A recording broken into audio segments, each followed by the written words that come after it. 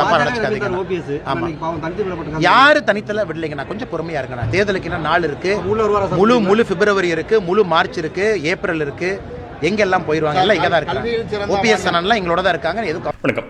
இன்னைக்கு அண்ணாமலையோட மொத்தமாக 3 அப்டேட் பார்க்க போகிறோம். முதல்ல வந்து அண்ணாமலை அவர்கள் திருக்கோஷ்டியூர் சிவகங்கை மாவட்டத்தில் அங்கே போயிருக்கிறாங்க. ஸோ அதை பற்றி ஒரு பதிவு ஒன்று போட்டிருக்காங்க. அது வந்து முதல் அப்டேட்டு. ரெண்டாவது அங்கே வந்து ஒரு ப்ரெஸ் மீட் ஒன்று கொடுத்துருக்காங்க, ஒரு 10 minutes ப்ரெஸ் மீட்டு. ஸோ அதில் உள்ள ஹைலைட்ஸ் என்னங்கிறத பற்றி பார்க்க போகிறோம். அது வந்து ரெண்டாவது. மூணாவது, மோடிஜி மலேசியா போயிருக்கிறாங்க. அங்கே வந்து தமிழை பற்றி சிறப்பாக மோடிஜி பேசியிருக்காங்க. ஸோ அந்த வீடியோ கிளிப்பிங்ஸ் அண்ணாமலை அவர்கள் சப்டைட்டில் போட்டு ஒரு 2 minutes வீடியோ அதை போஸ்ட் பண்ணிவிட்டு அதை பற்றி ஒரு பதிவு ஒன்று பண்ணியிருக்காங்க. இது வந்து 3வது அப்டேட். இந்த 3 தான் இன்னையோட அண்ணாமலை டுடே. நான் உங்கள் மணியன் கோபி, நீங்கள் பார்த்துட்டு இருக்குது பாசிட்டிவ் பாலிடிக்ஸ். அப்புறம் நம்ம தமிழ் கேலண்டர் பற்றின அப்டேட்டு, அந்த டேட்ஸ் செக்ஷன் ஃபுல்லாக ஃபைனலைஸ் ஆகிருக்கு. நான் அந்த இமேஜ் உங்களுக்கு காமிக்கிறேன். ஸோ இந்த வீக்குள்ளே, இந்த கம்மிங் வீக்குள்ளே நான் எல்லாம் கம்ப்ளீட் பண்ணிவிடுவேன். நம்ம வந்து ஆர்டர்ஸ் எடுக்க ஆரம்பிச்சிடலாம். ஸோ முதல்ல அந்த திருக்கோஷ்டூர் அப்டேட் பற்றி நான் சொல்லிடுறேன். சிவகங்கை மாவட்டம் திருக்கோஷ்டூரில் உள்ள 108 திவ்ய தேசங்களில் ஒன்றான அருள்மிகு சௌமிய நாராயணன் பெருமாள் கோவிலின் அஷ்டாங்க விமானத்தின் கும்பாபிஷேக பெருவிழாவில் கலந்து கொண்டதை எனக்கு கிடைத்த பாக்கியமாக கருதுகிறேன். ஓம் நமோ நாராயணா எனும் மகா மந்திரத்தை குறிக்கும் வகையில் உள்ள இக்கோயிலின் 3 நிலை கோபுரங்களுக்கும் தனித்தனியே கும்பாபிஷேகம் நடத்தப்படுவது இத்தலத்தின் தனிச்சிறப்பு. இப்பெருவிழாவில் பங்கு பெற்று தமிழக மக்கள் அனைவரின் வாழ்விலும் மகிழ்ச்சியும் பெருகி நிலைத்திட சௌமிநாராயண பெருமாள் அருள் புரிய மனதார வேண்டிக் கொண்டேன். உடன் இலங்கை தொழிலாளர் காங்கிரசின் தலைவர் சகோதரர் திரு தொண்டைமான் அவர்கள் கலந்து கொண்டார். ஆக்சுவலாக ஒரு சில சொல்லியிருந்தாங்க, இந்த மாதிரி அண்ணாமலை அவர்கள் என்ன கோயிலாக போயிட்டு இருக்காங்க அப்படின்னு சொல்லிட்டு. எனக்கு நம்ம விவேகானந்த லெட்டர் படிச்சுட்டு இருக்கிறதுனால விவேகானந்தர் சொன்ன ஒன்று ஞாபகம் வருது. விவேகானந்தர் ஒருத்தர் கேட்குற மாதிரியும், அதாவது வயசானதுக்கு அப்புறம் தானே பகவத்கீதை படிக்கணும், இந்த வயசுல என்ன பகவத்கீதை படிக்கிறாங்க அப்படிங்கிற மாதிரி ஒரு பேச்சுவார்த்தை வரும்போது, வாழ்க்கை எப்படி வாழணுன்றதுக்கு தான் பகவத்கீதையே. வாழ்க்கை வாழ்ந்து முடிஞ்சதுக்கு அப்புறமா வந்து நம்ம அதை பார்த்து கிடைக்கிற பலனை விட ஆரம்பத்தில் நம்ம அதோடைய பலன் அதிகமாக கிடைக்கும் அப்படின்னு அவர் சொன்னதா ஒரு பேச்சு வழக்கு. இதெல்லாம் எவ்வளோ தூரம் உண்மை நம்மளுக்கு தெரியாது. அது எனக்கு ஞாபகம் வந்தது. அதாவது என்னென்னா, இப்போ நம்ம கோயிலாக போகிறது ஒரு அருள் வேண்டி நல்லது நடக்கணும், வீட்டில் இருக்கவங்களாம் நல்லபடியாக இருக்கணும், நாடு மக்கள் நல்லா இருக்கணும், வேண்டது நல்ல விஷயம் தானே. ஸோ எனக்கு சந்தோஷம் தான் வச்சுக்கோங்களேன், அவர் கோயிலாக போகிறது. ஏன்னா அவர் வீட்லேயும் வந்து அவங்க அப்பா உடல்நிலை சரியில்லைன்னு பார்த்தோம், நாடும் வந்து அவ்வளோ சரியில்லாமல் தான் இருக்குது. ஸோ எல்லாத்தையும் சேர்த்து வேண்டிக்கிறாரு, சந்தோஷம். அப்புறமா அது முடிச்சுட்டு அங்கேயே ஒரு ப்ரெஸ் மீட்டு. அந்த ப்ரெஸ் மீட்டில் வந்து அவர் தெளிவாக சொல்லிடுறாரு. 2-3 நிறைய அரசியல் கேள்விகள் கேட்குறாங்க. அதில் ஒன்று மட்டும் அவர் சொல்கிறார். என்ன சொல்கிறாருன்னு சொன்னால், இந்த கனிமொழி அவர்களுக்கு வந்து மனநிலை மருத்துவர் பார்க்கணும், ஏற்கனவே சொல்லியிருந்தேன். அவங்க சும்மா மாற்றி பேசிகிட்டு இருக்காங்க, டாஸ்மாக மூடுவேன்னு சொன்னாங்க, இப்போ என்னடானா இது பண்ணிட்டு இருக்காங்க அப்படின்ற மாதிரி அது ஒன்று சொன்னார். இன்னொன்று வந்து, இந்த மக்கள் நீதி மைய தலைவர் கமல்ஹாசன் அவர்கள் வந்து நிர்மலா சீதாராமன் அவர்களுக்கு பதிலடி கொடுத்த மாதிரி ஒரு பேச்சு பேசியிருந்தாருன்னு சொல்லும்போது, எனக்கு அவர் மேலே ஒன்றும் இல்லை, அவருக்கு விவரம் தெரியலன்னு நினைக்கிறேன். ஏன்னா நிர்மலா சீதாராமன் அவர்கள் சொன்ன வார்த்தை கிடையாது. அவங்க வந்து ஈவேரா அவர்கள் சொன்னதாக அவர் மேற்கோள் தான் காமிச்சாங்களே ஒழிய அவங்க சொன்னது. ஆனால் இவர் வந்து தப்பாக அதை புரிஞ்சுக்கிட்டு பதில் சொல்லியிருக்காரு. அது அந்த அவரோட கவனத்துக்கும் நாங்கள் கொண்டு போயிருக்கோம். நீங்கள் தப்பாக புரிஞ்சுக்கிட்டீங்கன்னு அவர் கவனத்துக்கு கொண்டு போயிருக்கோம். ஸோ அவர் புரிஞ்சு அவரோட நிலைப்பாடை மாற்றிப்பாருன்னு நம்புகிறோம். ஸோ அடுத்த வரை அவருக்கு வந்து வாய்ப்பு கிடைக்கும்போது அவர் இதை நான் தப்பாக பண்ணிட்டேன், அதனால் நான் அதை திருத்திக்கிறேன்னு சொல்லி அவரோட பதிவு பண்ணதை திருத்திப்பாரு நான் நம்புகிறேன் அப்படிங்கிறாரு. எனக்கும் நான் அதை பற்றி தெரியல, நம்பலாமா கூடாதான்னு சொல்லி அவர்லாம் பண்ணுவாருன்னு எனக்கு தெரியல. மூணாவது, ஓபிஎஸ் அவர்கள் சேருவாங்களான்னு கேட்குறாங்க. அப்போ அவர் சொல்கிறாரு, இந்த மாதிரி ஓபிஎஸ்னால் நம்ம கூட தான் இருக்கிறாங்க, நீங்கள் ஒன்றும் கவலைப்படாதீங்க, ரொம்ப டைம் இருக்குது, அதெல்லாம் அவர் எங்கேயும் போக மாட்டார், நம்ம கூட தான் இருக்காருன்னு ரொம்ப ஸ்ட்ராங்காக சொல்லியிருப்பார். அப்போது என்னோட இன்ஃபரன்ஸ் இல்லை, நான் என்ன இன்டர்பிரேட் பண்ணி புரிஞ்சுக்கிறேன்னு சொன்னால் பேசி முடிச்சிட்டாங்கன்றதான் நம்புகிறேன். ஏன்னா அவ்வளோ கான்ஃபிடென்ட்டாக பேசின மாதிரி தான் இருந்துச்சு. அப்புறம் ஓபிஎஸ் அவர்களுமே வந்து ரொம்ப சுபாவமான ஆள், அதனால் வந்து இது ஒர்க் அவுட் ஆகிடும் தான் நினைக்கிறேன். அதனால் அவரும் என்டிஏல இருப்பார்ன்றது தான் என்னுடைய இந்த ப்ரெஸ் மீட்லேருந்து என்னோட புரிதல். அதுக்கப்புறமா இன்னொரு சில கேள்விகளாக கேட்குறாங்க. அவர் சொல்லிடுறாரு, இங்கே பாருங்கள், என்னை சுற்றி நிறைய பேர் அரசியல் சார்பு இல்லாதவங்களாம் இருக்கிறாங்க, அப்போ அவங்கள வச்சுட்டு நான் அரசியல் பதில் பேசினேன்னு சொன்னால் அவங்களுக்குலாம் தர்ம சங்கடமாக இருக்கும், அதனால் இதை விட்டுருங்கன்னு சொல்லிட்டு ரொம்ப தூரம் அவர் வந்து அவாய்ட் பண்ணிகிட்டே தான் இருந்தார். அதையும் மீறி கேள்வி கேட்டது, நீங்கள் ரொம்ப நேரம் வெயிட் பண்ணுறீங்க, அதனால் உங்களை வெயிட் பண்ணி வச்சுட்டு அப்படியே எனக்கு போக விருப்பம் இல்லை, அதனால தான் உங்களை மதித்து கொஞ்சம் கேள்விகள் பதில் சொன்னேன் அப்படின்னு சொல்லிட்டு அந்த ப்ரெஸ் மீட் முடிச்சிடறாரு. இது வந்து அந்த அப்டேட்டு. மோடிஜி அவர்கள் மலேசியா போயிருக்கிறாங்க.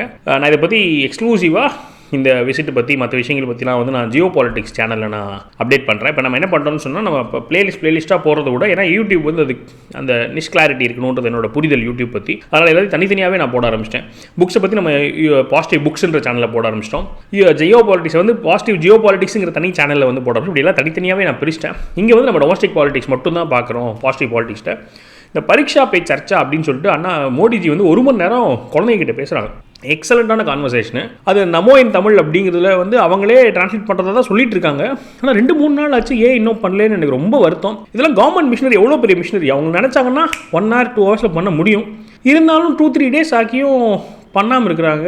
நான் பார்த்துட்டு நான் பண்ணிடலான்னு தான் இருக்கேன். நான் சரி அவங்க பண்ணாலும் பரவாயில்ல, நான் வந்து அதை டப்பிங் பண்ணி நம்ம சேனலில் போஸ்ட் பண்ணலான்னு இருக்கேன். ஸோ இன்றைக்கி நாளைக்கு நான் அதை போஸ்ட் பண்ணிடுறேன். மோடிஜி வந்து மலேசியா போனதை பற்றி 2 minutes வீடியோ கிளிப்பிங்கை ஷேர் பண்ணிவிட்டு அண்ணாமலை அவர்கள் பதிவு போட்டுருக்கு. அதை என்னன்றதை வாசிச்சிடுறேன். Friends, Tamil is India's gift to the world. Tamil literature is eternal and Tamil culture is global.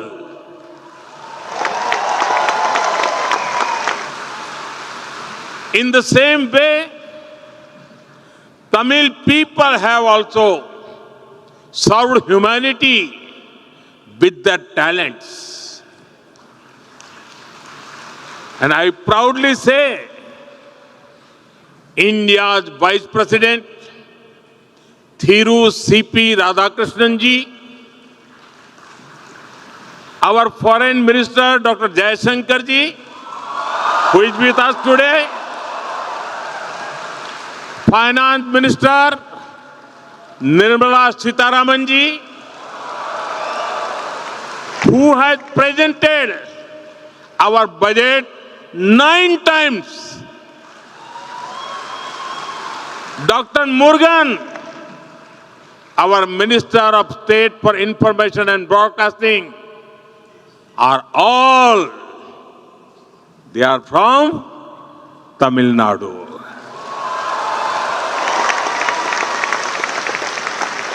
In the same way, the members of the Tamil diaspora in Malaysia are serving the society in various fields.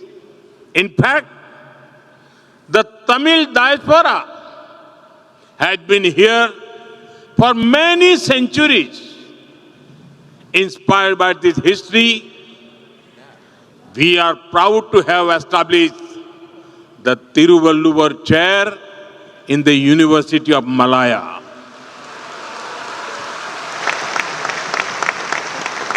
We will now set up a Tiruvalluvar Center to further strengthen our shared heritage. Malaysia நாட்டிற்கு 2 நாள் அரசுமுறை பயணம் மேற்கொண்டுள்ள நமது பாரத பிரதமர் நரேந்திர மோடி அவர்கள் அங்குள்ள இந்தியர்கள் மத்தியில் இன்று உரையாற்றினார். தமிழ் மொழி உலகிற்கே இந்தியா கொடுத்த பரிசு என்றும் மலேசியா நாட்டிற்கு தமிழ் மக்கள் பல வகைகளில் சேவை செய்து வருகிறார்கள் என்றும் மாண்புமிகு பிரதமர் அவர்கள் பெருமையுடன் கூறினார். மேலும் நமது மத்திய பாஜக அரசில் துணை குடியரசுத் தலைவர் முதல் மத்திய அமைச்சர்கள் வரை பல தமிழர்கள் நாட்டிற்காக அயராது பணியாற்றி வருவதை பெருமிதத்தோடு குறிப்பிட்டார். ஆக்சுவலாக எனக்கு ரொம்ப நாளாகவே ஒரு தாட், அதாவது இப்போ எல்முருகன் அவர்களுக்கு வந்து இவ்வளோ முக்கியத்துவம், இவ்வளோ நாள் தொடர்ச்சியாக வந்து அவர் ராஜ்யசபா மூலமாகவே மந்திரியாக இருக்கிறது, முக்கியமான போர்ட்ஃபோலியோ கொடுக்கறது, மோடிஜி கூடியே ட்ராவல் பண்ணுறது, பொங்கலுக்கு அவர் வீட்டுக்கு போகிறது, இது எல்லாமே வந்து பார்த்தீங்கன்னா மோர் தென் எல்முருகன் அவர்கள் எதுவுமே பண்ணலன்னு நான் சொல்ல மாட்டேன். சாமி சரணம் அவர் வேலை பண்ணியிருக்காரு. அவர் வந்து 4 எம்எல்ஏ கொண்டு வந்தார், நிறைய முக்கியமான பிரபலங்கள்லாம் கட்சிகளை கொண்டு வந்தார், அதெல்லாம் ஓகே. ஆனால் இதுக்கு மெஜாரிட்டி ரீசன் வந்து மோடிஜி தமிழர்களுக்கு கொடுக்க வேண்டிய அங்கீகாரத்தை கொடுக்கணும். தமிழ்நாடு மேலே, தமிழர்கள் மேலே மோடிஜி இருக்கிற பாசம், அன்பு, வரலாற்றை அது பதிவு பண்ணணும். இதெல்லாம் தான் காரணங்கள் எல்முருகன் அவர்களுக்கு இவ்வளோ நாள் இவ்வளோ முக்கியத்துவம் மந்திரி பதவியில் கொடுத்தது ஒன்று. சிபி ராதாகிருஷ்ணன் அவர்களுமே வந்து வைஸ் பிரசிடென்ட் ஆக்குனது one of the main reason தமிழர் அப்படிங்கிறது தான் என்னுடைய புரிதல்.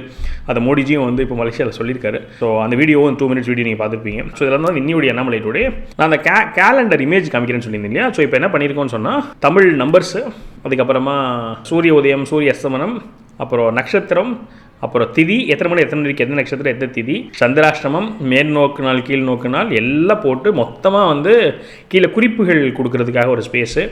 அப்புறம் சித்திரை மாதம்னு சொன்னால் அதில் வந்து ஏப்ரல் மே 2 மாதம் இங்கிலீஷ் மந்த் கலந்துருக்கு. அது ரெண்டும் ரெஃபரன்ஸுக்கு கொஞ்சம் வருஷத்துக்கு இருக்கட்டும்னு சொல்லிட்டு லெஃப்ட்லேயும் ரைட்லேயும் நம்ம ப்ரீவியஸ் மந்த் நெக்ஸ்ட் மந்த் போகிற கான்செப்ட்டுக்கு தூக்கிட்டு தமிழ் மாதத்தோட 2 மாதம் அப்படின்னு சொல்லிட்டு நம்ம அது கொண்டு வந்திருக்கிறோம். ஸோ இதெல்லாம் தான் வந்து நம்ம இப்போதைக்கு இன்னும் கொஞ்சம் ரிஃபைன் பண்ணிட்டு இருக்கேன். நான் ரிஃபைன் பண்ண உங்களுக்கு டிராஃப்ட் காமிச்சிட்டே இருக்கேன். எப்படி இருக்குன்னு சொல்லிட்டு உங்களோட கமெண்ட் பண்ணுங்கள். நல்லா இருக்குதா? என்னோட நோக்கம் என்னன்னு சொன்னால் இது ஒரு பஞ்சாங்க மாதிரி இறக்கூடாது, பட் சேம் டைம் நம்ம எல்லா விஷயமும் அதில் வச்சிருக்கவும் செய்யணும். டே டு டே கேலண்டர் யூசேஜாகவே இருக்கணும் அப்படின்னு சொல்லிட்டு எனக்கு ரொம்ப எக்ஸைட்டட். நானே இப்போ வீட்டில் வந்து குழந்தைங்க பிறந்த நாள், வீட்டில் பெரியவங்க பிறந்த நாள்லாம் பார்க்கணும்னு சொன்னால் என்ன பண்ணுவோம், இப்போ புரட்டாசி மாதம் இந்த நட்சத்திரம் அப்படின்லாம் சொல்லி, இப்போ மோடிஜி வந்து புரட்டாசி மாதம் அனுஷ நட்சத்திரம், அப்போது செப்டம்பர் 17 நம்ம பார்த்துருவோம். ஸோ புரட்டாசி மாதம் அனுஷ நட்சத்திரம் எப்படி பார்ப்போம்? இங்கிலீஷ் டேட் எடுத்துகிட்டு ஒன்றா சுற்றிட்டு இருப்பாங்க. ஒரு நட்சத்திரம் பிடிச்சிட்டு அப்புறமா அங்கே நம்ம போகலாம். இருந்தாலுமே நம்ம இங்கிலீஷ்லேருந்து தேட வேண்டியிருக்கு, டக்குன்னு நம்மளால் போக முடியாதுல்ல. இப்போ இந்த வாட்டி என்ன பண்ண போகிறோம், புரட்டாசி மாதத்துக்கு போகிறோம், அங்கே போய்ட்டு அனுஷ நட்சத்திரம் போகிறோம் மோடிஜி பிறந்த நாளைக்கு. ஸோ அதான் வந்து பிளான். நீங்கள் உங்களோட கமெண்ட்ஸ் பதிவு பண்ணி எப்படி இருக்குன்னு, நீங்களும் எக்ஸைட்டடாக இருக்கீங்க, உங்களுக்கு பிடிச்சிருக்கு அப்படின்னு சொல்லிட்டு இன்ட்ரெஸ்டடாக இருக்கீங்க, நீங்கள் ஏற்கனவே வந்து அந்த இன்டென்ட் கொடுக்காம இருந்தீங்கன்னு சொன்னால் நான் ஃபஸ்ட் கமெண்ட்டில் வந்து அந்த கேலண்டர் ஃபார்மு அப்புறம் தமிழ் கிளாக் அதுக்கும் நான் வந்து பேசிவிட்டு அதுவும் நம்ம வந்து என்ன பண்ணியிருக்கோம், டிசைன் பண்ணிகிட்டு இருக்கோம். அது ஒர்க் அவுட் ஆகிடும். நான் 2தோட ஃபார்ம் லிங்க்கும் நான் ஷேர் பண்ணுறேன். நீங்கள் உங்களோட உங்களோட இன்டென்ட் பதிவு பண்ணுங்கள். வேறு யாருக்கு இன்ட்ரெஸ்ட் இருக்குன்னு நினச்சிங்க அவங்களுக்கு கொஞ்சம் ஷேர் பண்ணுங்கள். ஸோ தட் நான் ப்ரொடக்ஷன் ஆரம்பிக்கிறதுக்கு முன்னாடி எவ்வளோ பேருக்கு ஆர்வம் இருக்குது அப்படின்றது தெரிஞ்சுன்னா இன்னும் கொஞ்சம் பெட்டராக இருக்கும். நம்மளால் இந்த எக்கனாமிக்ஸ் கால்குலேட் பண்ண முடியும் ப்ராப்பராக. அப்புறம் இன்னொன்று, இன்றைக்கி மதியம் நம்ம ஞாயிற்றுக்கிழமை சந்திக்கிறோம். வந்து லாஸ்ட் வீக் வந்து கொஞ்சம் டெக்னிக்கல் கிளிச்சஸ்னால ஒழுங்காக பார்க்க முடியல. இன்றைக்கி மதியம் 3 மணிக்கு நம்ம வந்து லைவ் போகிறோம். சும்மா நம்ம வந்து கருத்து பரிமாறிக்கலாம் லைவாக. நீங்கள் வந்து கமெண்ட் பண்ணிங்கன்னா நான் வந்து அதில் பார்த்துட்டு வாட்ச் உங்கள்கிட்ட பேச முடியும். இன்ட்ரெஸ்ட் இருக்கவங்க வந்து இன்றைக்கி மதியம் 3 மணிக்கு லைவ் வாங்க. உங்களோட கருத்துக்கள் பதிவு பண்ணுங்கள். மேலும் ஒரு பாசிட்டிவ் வீடியோ சந்திக்கிறேன். வணக்கம்.